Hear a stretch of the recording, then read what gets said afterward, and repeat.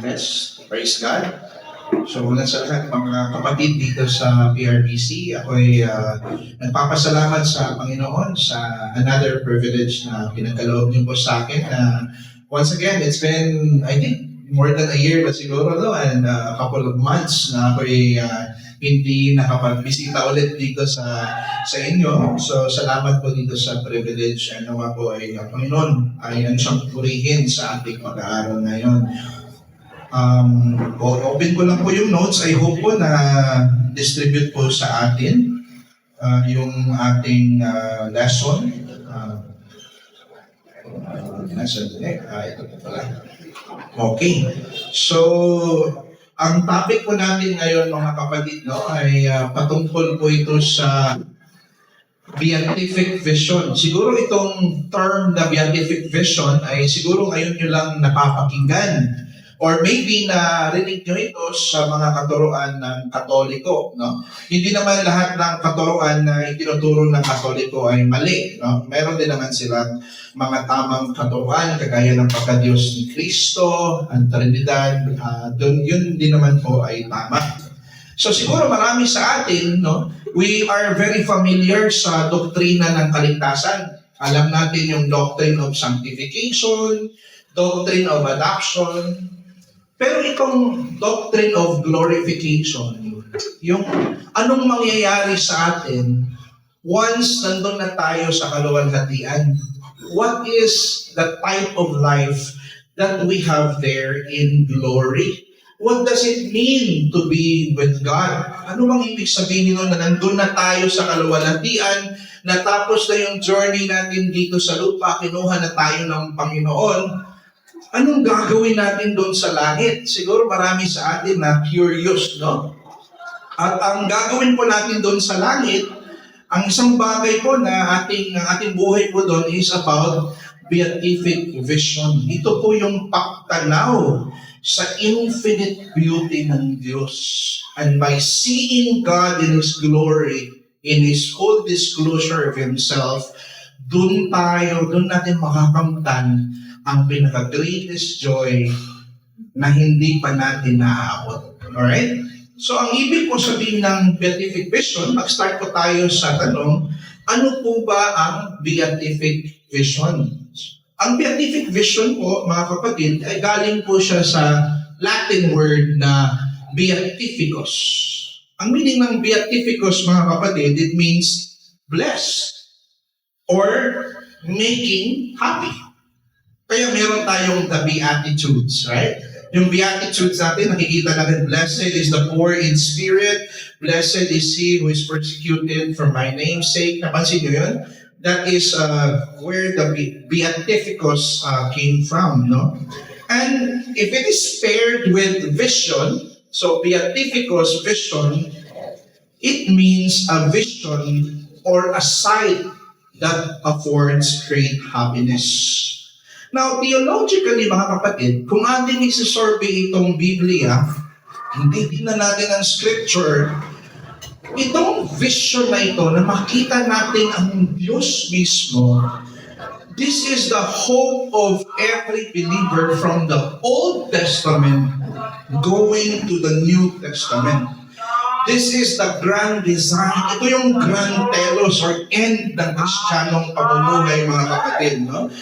Na ito yung pinaka-completion. Ito yung kabuuan or completion of the saving graces of God na ibinigay niya kay Kristo, na finally, there will come a time sa buhay natin mga Kristiyano na yung perfect beauty, yung infinite beauty will one day be seen. And guess what? No? Alam natin sa book of Isaiah chapter 6, na even yung mga pinakamakapangyarihang anghel, no? They are covering their faces, they're covering their bodies, they're covering themselves because they could not behold the glory of God.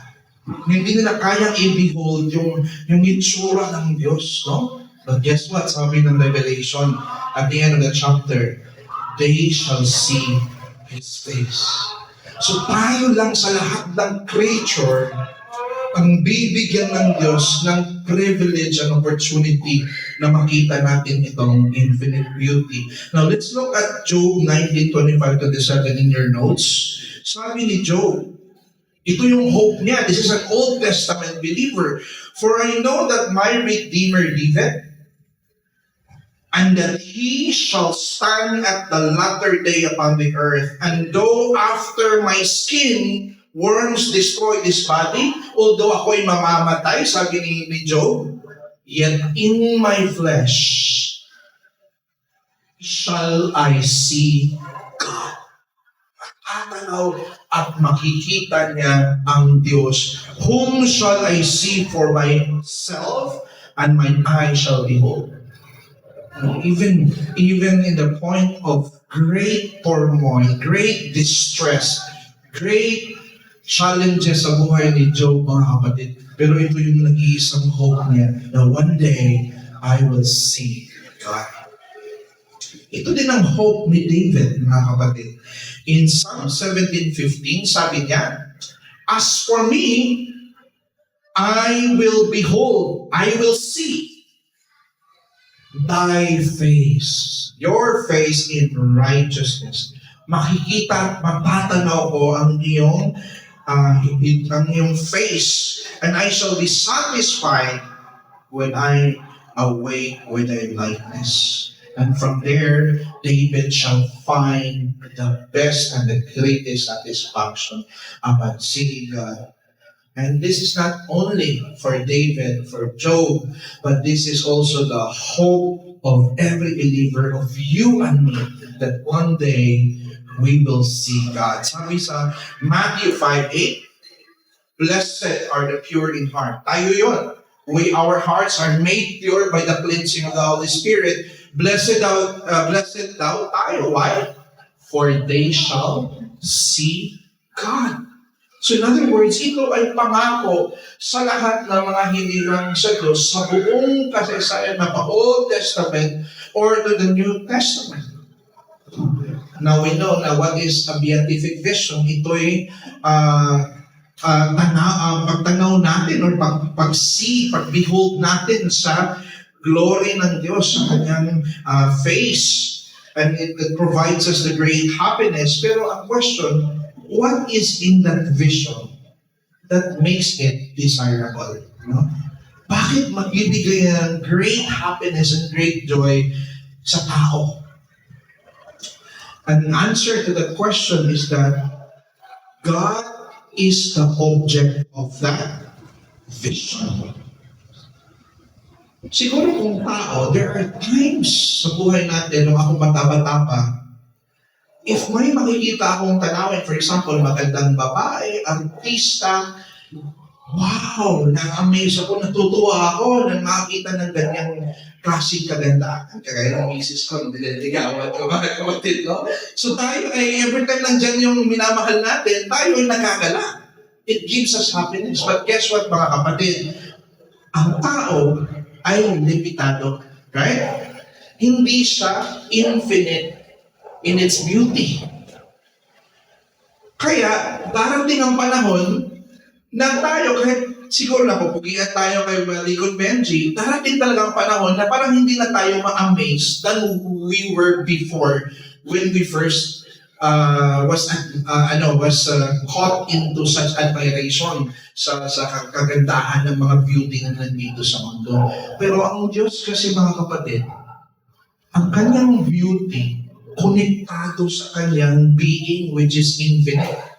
Kaya ang beauty ni Lord, when you shall see Him in glory, hindi mo siya ma-i-expose. Hindi ka mauumay sa Kanya. And every time that you see Him, every moment by moment in eternity, it gives you an increasing and never-ending joy when you see God. Okay? So important to note that finite creatures are willing to live and die for the things that they find most desirable. Totoo ito, right? Kung ano yung tinitingnan natin na pinaka-most desirable sa buhay natin, we are willing to live, to die for it. No? For example, ang isang atleta, Ang isang athlete, willing siya i-spend yung buong buhay niya, tanggalin niya yung ibang mga pleasure sa buhay niya, mag-concentrate lang siya sa pag-practice, pag-exercise. Why? Because he's aiming for a medal. Para sa kanya, yun yung pinaka-most desirable na manalo ako sa Olympics. Di ba kay Carlos Yulo, yun yung kwento niya sa buhay niya, na he was being firm and faithful to doing the things that he did because he was aiming for that medal. So itong mga desirable things, let's say for example, for other people, iba-iba yung desirable sa atin, no? Mayroong iba na gusto nila dadami ang kanilang mga territories. Right? Territories, bahay, ari-arian. Mayroon ng iba, education. That's why they keep on studying and earning a lot of money. That's not bad, mga kapatid. That's a good thing. Hindi po yan masama, no? Only maging masama lang yun kung i-replace mo na sa Panginoon, no? Over that goal sa buhay mo. Pero meron tayong hold ng most desirable things and we're willing to live and die for that particular thing, no? Pero, itong Diyos, ang Diyos mga kapatid, yung mga beauties na nakikita natin sa mundo, ito yung point, as beautiful objects produces happiness to the beholder, so the thing that makes the beatific vision desirable is that the very object of such vision is an infinite beauty, thereby effecting an ending joy to the beholder. Itong mga beauties na nakikita natin sa mundo, this world is filled with beauty, replete with beauty mga kapatid, pero itong mga beauties na nakikita natin dito sa mundo ay pawang anino lamang sa tunay na beautiful. And that's no other than God Himself. Kung itong mga beauties dito sa mundo, willing na tayo mapakamatay para dito, how much more to that real image of the beauty which is God. So nakita natin mga kapatid, sabi ni Gregory of Nyssa, the year 339 AD mga kapatid, no? Sabi niya, the person who looks toward that divine and infinite beauty glimpses something that is always being discovered as more novel and more surprising than what has already been grasped. So every time daw tayo magbe-behold, every time we see the beauty of God doon sa kaluwalhatian, para daw siyang bago sa paningin natin. If I see one person of you as beautiful, the next time I see you, that's not something new. I already encountered that. I already see him. I already know that this guy is like this and like that. But sa Diyos, mga kapatid, since He is infinite, every moment that you see Him in glory, it comes to you as something novel, as something new that you haven't encountered before. Ganon po doon sa langit. Na siya ang magiging joy sa buhay natin at bibigay sa atin ng tunay na kaligayahan. Now, how are we to experience this beatific vision? Paano natin ito ma-experience at kailan, no? So, the answer is that God supplies the believers the necessary faculties for them to experience the beatific vision. So, ibig sabihin mga kapatid, since nung time ni Adan, naging totally depraved tayo, di ba? Nakurap tayo sa kasalanan. And because of that, mga kapatid, itong morally corrupted nature natin will prevent us from seeing God. We will die if we're going to have a communion with God. So parang papel, no? Kung ang papel, if you're going to expose the paper to the fire, it will be burned. So parang ganun tayo mga kapatid, dahil tayo ay makasalanan. So that's why God must regenerate us. Kailangan niya tayong bigyan ng panibagong faculty, renewed moral capacity para maging capable tayo dito sa tinatawag na beatific vision. Hindi pa ito nangyayari, okay? Mangyayari ito in fullness once Jesus comes back, no? So pagbalik ng Panginoong Jesucristo, ma-experience natin ito in its fullness. Pero ngayon pa lang, in the present, mga kapatid, although the beatific vision enjoyed perfectly and fully in the future, it is nevertheless experienced by the believers partially now and dimly in the present. So nag-start ito nung sinabi ko regeneration. Sabi sa 2 Corinthians 4:6, "For God who said, 'Let light shine out of darkness has shone in our hearts to give the knowledge of the glory of God in the face of Jesus Christ.'" So itong regeneration, mga kapatid, habang pumupunta tayo sa iglesia, nagpapartake ng sacrament, nakikinig ng salita ng Panginoon, He is actually showing His face not with our visual eyes, but with the eyes of our faith. So yung pananampalataya natin is able to see God and able to enjoy it. Ganun po yung nangyayari. Sabi sa pangalawang line dito, mga kapatid, sanctification, this is the ongoing transformation of the believers is linked with their act of beholding the glory of the Lord. So even pala yung sanctification, yung proseso ng pagpapabanal sa atin, ito'y proseso na konektado sa pag-behold natin sa kaluwalhatian ng Diyos. So kung tayo pupunta sa iglesia, pupunta tayo sa church, our main goal here sa pagpunta sa iglesia ay makita natin yung kaluwalhatian ng Diyos. No? We want to see God and be amazed and be filled with happiness either by the singing of hymns, either by hearing the preaching of the Word, or by partaking the sacrament of the Lord's Supper.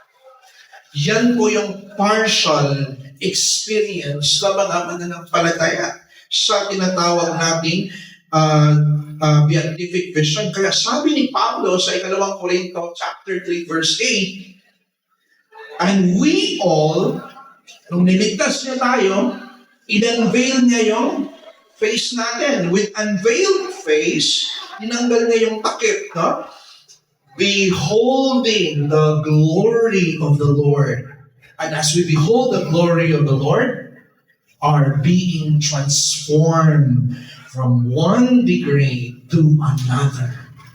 So even pala yung sanctification, mga kapatid, ay pag-behold natin sa kaluwalhatian ng Diyos at yung sight, the eyes of faith. When we behold it through the eyes of faith, kung nakita natin yung kaluwalhatian niya, yan yung magbibigay sa iyo ng increasing sanctification na ikaw ay lalago sa iyong pananampalataya. So point number 1, God regenerates us inwardly and sanctifies us to make the beatific vision enjoyable in the present partially by faith. And if now, sabi ni Spurgeon, if ang glory ng Diyos that is being showcased and declared in the preaching and the partaking of the sacrament does not give you joy now, then you will not enjoy it in the future thereafter. What you have enjoyed now is a foretaste of what you shall enjoy in fullness in the future, mga kapatid. So, ganda nitong doktrina ng beatific vision, beholding the glory of God. Now, point number 2, the imperfection of our vision, kasi nandito pa tayo, nabubuhay tayo sa ating sinful flesh, right? So itong vision na ito, mga kapatid, imperfect pa ito. This imperfection of our vision and knowledge in the present, pero hindi porke na imperfect pa itong ating vision na hindi na lang tayo natin mag-stay na lang tayo doon, no? It should drive us to be encouraged to long for the day where God shows His face to to us more perfectly in Christ. And I'll tell you, brothers and sisters, yan yung pinaka-greatest disclosure ng Diyos na mangyayari sa hinaharap. No creatures, no other creatures except the elect will be able to be given that privilege one day. And sabi sa Corinthians 13:12, so now, ngayon, we see in a mirror dimly. Parang nasa mirror pa lang nakikita natin. Iba yung real na Jezreel sa nakikita niyo sa reflection sa salamin, right? So parang ganun daw sa present time. Ang nakikita lang natin is just what is reflected in the mirror very dimly. But then, sabi ni Pablo, face to face. But then, in the future. Now, I know in part, ngayon, in part pa lang yung nalalaman ko, partial pa lang, then I shall know fully in the future. As I have been fully known. So, ganun yung buhay Kristiyano dito sa kasalukuyan. But, in the present naman natin ma-experience itong beatific vision. The answer is, hindi lang sa kasalukuyan. Even in the intermediate state. Ano ba yung intermediate state, Brother Jess? Yan po yung purgatorio. Hindi po, no? Yan po yung state wherein pag namatay na ang mga Kristiyano, when a believer dies, yung spirit niya pupunta doon sa intermediate state kasama si Kristo. Kaluwalhatian po yun. Pero hindi pa yun yung final. Okay? Sa new heaven and new earth yung final. So for example, if mamatay ako ngayon, nandun ako sa intermediate state to be with Christ, mga kapatid. Now ngayon, sabi ng Second London Baptist important to note that the believers in the intermediate state behold the glorified Christ in their perfectly disembodied soul and spirit. Pag namatay tayo, ang nandun is ang spirit lang at ang soul, right? Wala pa yung body. Yung body is later pa sa second coming, no? When He's going to resurrect us and give us a glorified body. So ang mangyayari doon, sabi ng Second London Baptist Confession of Faith, chapter 31, itong confession natin, the souls of the righteous, yung kaluluwa ng isang righteous being, made perfect in holiness, are received into paradise where they are with Christ. At anong sabi ng confession natin? And behold the face of God in light and glory. So ang gagawin din pala ng mga namatay natin na loved ones, sa mga believers, nag-i-enjoy ang kanilang spirit and soul in beholding the glory of God. Anong ginagawa nila? Waiting for the full redemption of the bodies. Habang sila'y nag-aantay that God will clothe them with a body that is immortal, that makes him more capable to see God in His full glory. So yun yung mangyayari sa mga namatay natin ng mga loved ones. So they are more happier than we are now, kapatid, if they are believers. Kaya sabi ni Pablo, no? To be with Christ is far better kaysa magstay dito sa ministry. Kasi nandun na yung kaluwalhatian, no? So, mga kapatid, sabi dito ni John Calvin, no? Yung mga tao daw nandun sa heaven, or doon sa intermediate state, although na-enjoy na sila, na ano na nila yung glory ng Panginoon, na-experience na niya ng kanilang espiritu. Sabi ni John Calvin, still something is wanting. Sa kanyang commentary sa Psalms, which they, the blessed departed, desire to see, namely the complete and perfect glory of God to which they always aspire. So even pala yung mga nasa langit, although they are comforted, they are glorified, but even they are aware na hindi pa ito yung kabuuan or hindi pa ito yung kompletong glory na ma-experience namin. So even they are waiting sa pagbalik ng Panginoong Yesus. Kaya makakabasa ka sa Revelation na the souls of them are saying, how long, O Lord? Kailan ka babalik? Di ba? Kasi doon na yung ma-experience nila ang fullness nito. So the church triumphant, yun yung kaibahan natin. Tayo, church, right? Ang tawag sa atin, church militant, na nandito sa earth. Yung nasa langit, sa intermediate state, they are called the church triumphant. Okay? Yun yung kaibahan ng church. Habang nag-worship tayo, we're worshiping with the church triumphant. Parang ganun yung nangyayari, mga kapatid. So the church triumphant in heaven is still a church expectant. So just like us, nag-expect tayo, sila din na nandun sa langit, mga kapatid. Naglulong din sila sa pagbalik ng Panginoong Yesus. Kaya maraming teksto sa Bible, even ng mga Old Testament prophets, ang sabi, Maranatha, come Lord Jesus Christ. Kasi yun na yung fullness ng kaluwalhatian natin, no? So, the church triumphant in heaven is still a church expectant in that she still waits for the bodily resurrection, which elevates her enjoyment of the beatific vision. Brothers and sisters, you've seen a lot of beautiful things in this world, but you haven't seen yet the infinite beauty. At someday mangyayari yun. Someday makikita mo na yung, ito pala yung nagbibigay ng joy sa puso. Kaya sa Ecclesiastes, di ba? He says that, in-enjoy ko yung sarili ko sa pleasure. Lahat ng pleasure dito sa mundo, ginawa ko. Nagtanim ako, nag-build ako ng maraming building. Nag-gather ako ng wisdom. But all of these are hebel. All of these are vanity. Sabi ni Kohelet sa Ecclesiastes. Why? Because yung puso niya, mga kapatid, dinisenyo ng Diyos na masatisfy sa bagay na eternal. Hinulma ng Diyos ang ating puso na ang makapag-satisfy nito ang Diyos lamang na nasa langit. Kaya sabi ni Asaph, home have I in heaven but thee. But there's nothing upon earth that I desire besides thee. Silver, gold, nay, but thee. Nakikita natin, mga kapatid. So that is what is being taught here sa beatific vision. And not only sa life in the present as believers, kung nag-church tayo, hindi lang doon sa paradise, doon sa intermediate state, but you will also experience the beatific vision in the new heaven and new earth, in the future glory.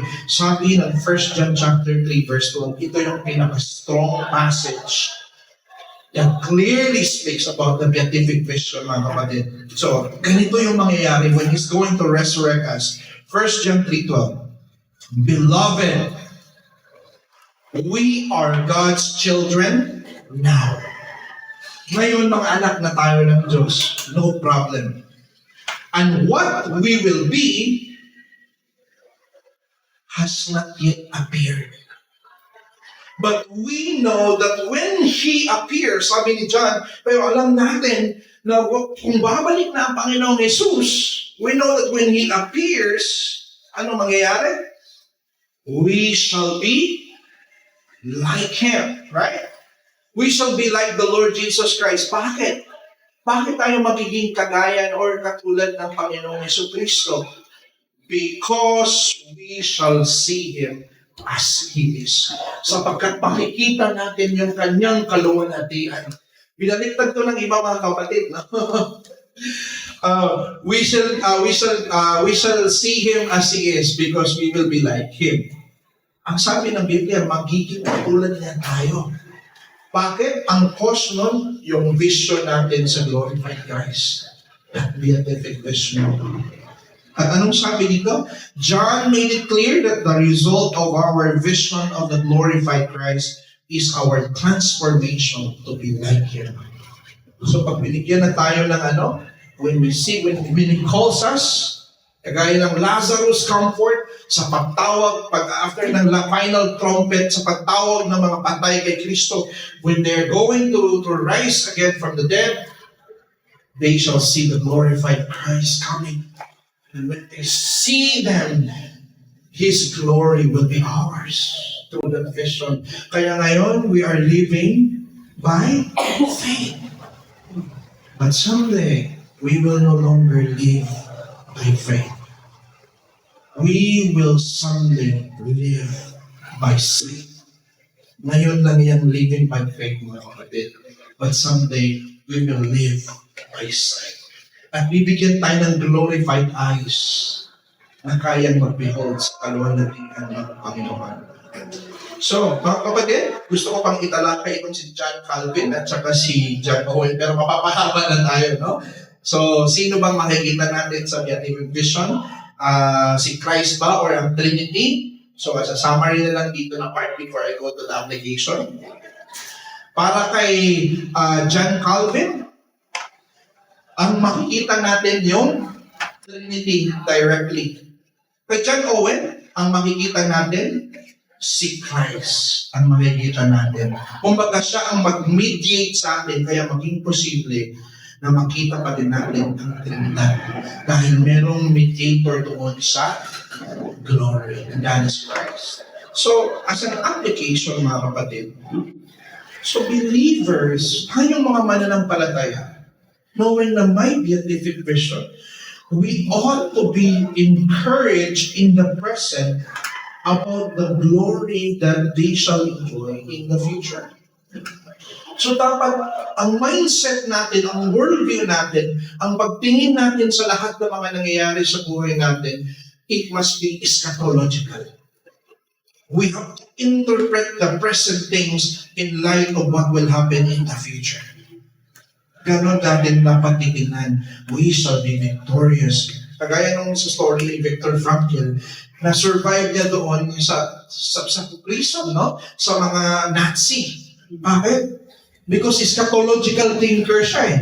Iniisip niya in the future that someday, I believe with all the persecutions that happen to us, with all the afflictions, magkikita kami ng aking wife. Naniniwala ko doon. Kaya na-bear niya lahat ng mga pagkihirap na kanyang dinaranas. And the same goes with the Christians. You are not exempted from all the sufferings and challenges, but test the faith ninyo. Pero mga kapatid, look at this present circumstance with the lens of what shall be the glory in the future. And that will sustain you, brothers and sisters, na magpatuloy dito sa madilig na providensya. Number 2, believers in their growth of sanctification. Para tayo ay lalago, mga kapatid, should regularly behold the glory of Christ through the preached word. Itong every Sunday, every Sabbath day, God makes that as a special day that His presence will be there. And when there is a preaching of the word, siguro kahit boring yung preacher, hindi magaling magsalita, hirap mag-Tagalog kagaya ko, pwedeng gamitin siya ng Panginoon. Because the presence of the Lord is there. Gagamitin niya ng Panginoon. He will go with the word and makes it sanctifying sa buhay natin. Kahit siguro simple, walang illustration. Kahit simpleng gospel preaching, mga kapatid. Because His presence is there during the Sabbath. Kasi yan yung blessed day niya eh. Yun yung day na mag-bless siya sa kanyang people. Okay? So dapat tayo, committed tayo sa pagsamba sa Panginoon. Kasi we are not going to meet someone, we are going to meet the special someone who is God. We will see His glory. Yan yung motivasyon natin sa pagpunta natin ng iglesia. Number 3, believers should keep in mind that the local church is existing. They gather, tayong lahat, we gather to see the glory of God in the face of our Lord Jesus Christ. Kaya ang mga preachers, no, meron silang responsibility, mga kapatid, no, na kanilang i-display sa kanilang preaching yung kaluwalhatian ng Panginoong Yesus. Kasi yun yung purpose kung bakit nag-gather ang congregation, na makita nila yung kaluwalhatian ni Yesus. At tayo din, no, when we hear the preaching, we're going to look, pahanapin natin kung saan natin mag-glorify si Christ sa pakikinig ng ating salita. Sabi ni Parkinson, therefore our preaching, our prayer, our hymns must be oriented towards displaying the glory of God in Christ. So lahat pala ng liturgy natin dito, no? Mapa-prayer, mapa-hymn, dapat oriented ito sa pag-showcase, sa pag-display sa kaluwalhatian ng Panginoon. Kaya yung mga na-assign sa mga gawain na yan, may mahirap din pala yung task nila, no? Meron din silang task na hanapin nila yung mga kanta na appropriate na makita yung kaluwalhatian ng Panginoon. Right? So, number 4, believers ought to keep, this is the last one, their children. Since nangako ang Panginoon na someday we will see God, right? So ngayon pa lang mga kapatid, no, we should keep our children from certain images and pictures of Christ from any storybook. Idolatry po yung mga kapatid. Hindi po yung si Kristo ang nasa mga storybook po natin, no? Kaya ang mga solid reform, no, tinatanggal nila yan because you are depriving your child. Sabi ni Mark Jones, these pictures deprive our children of the blessing of the seeing that belongs to the eyes of faith. Parents must not rob their children of this wonderful and joyful privilege. No? Kaya, yung anak ko si Levi, no, merong mga storybook na, merong mga picture ni Christ, no, I don't want him to see. Baka yun na yung mai-imagine niya na itsura ni Kristo, which is really not. So, dapat tanggalin yung mga ganun mga kapatid. No? That is a strong doctrine of the Reformed Baptist. So, ang conclusion natin, sa beatific vision, we are entering into a happiness that is already occurring. A happiness that is not contributed by our own enjoyment. Not because our enjoyment does not matter, but because the divine happiness is already maximally active. So, ang perfection nitong happiness, mga kapatid, it is a happiness that does not decrease, nor augmented, nor increase. It is a happiness that is infinitely and perfectly actual at may experience yan natin someday sa kaluwalhatian.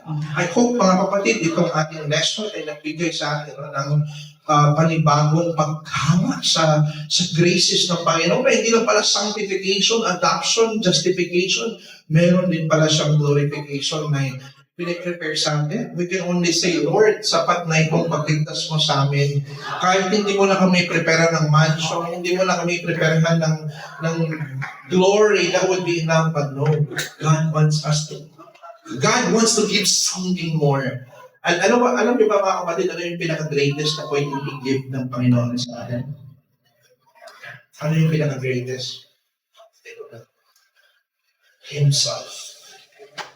And Himself, no? That is something that is going to give us in the future. And that is the greatest gift.